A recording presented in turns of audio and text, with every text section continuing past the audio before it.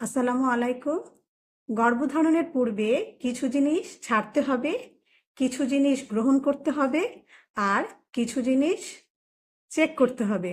অর্থাৎ গর্ভধারণের পূর্বে প্রস্তুতির ব্যাপার আছে, যা আপনার নিরাপদ মাতৃত্বকে এনশিওর করবে। আসসালামু আলাইকুম, আমি ডক্টর শারমিন আক্তার চৌধুরী। আমি একজন গাইনিকোলজিস্ট।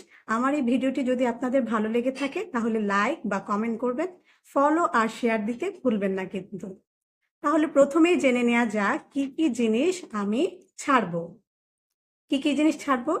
আমাকে এমন কোনো ক্ষতিকারক ওষুধ ছাড়তে হবে যেটা গর্ভধারণ অবস্থায় খাওয়া যাবে না। আমাকে আমার ওজন ঠিক আছে কিনা সেটা দেখতে হবে। ওভারওয়েট হলেও কারেকশন করতে হবে। আমার যদি আন্ডারওয়েট হয় অর্থাৎ কম হয় তাহলেও কারেকশন করতে হবে। আমার কোনো রক্তশূন্যতা আছে কিনা সেটা কারেকশন করতে হবে। ধূমপান বা অ্যালকোহল থাকলে সেটা ছাড়তে হবে। আর কি কি জিনিস আমাকে গ্রহণ করতে হবে? হ্যাপাটাইটিস, টিটি টিকা আর রুবেলা। আর কি গ্রহণ করতে হবে?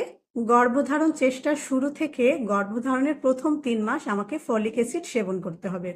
আর কি কি জিনিস চেক করতে হবে?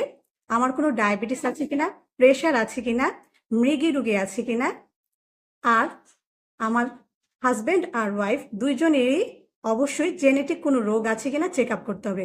বিশেষ করে যদি আত্মীয়দের মধ্যে বিয়ে হয় তাহলে থ্যালাসেমিয়া রোগ আছে কিনা চেক আপ করতে হবে। ধন্যবাদ।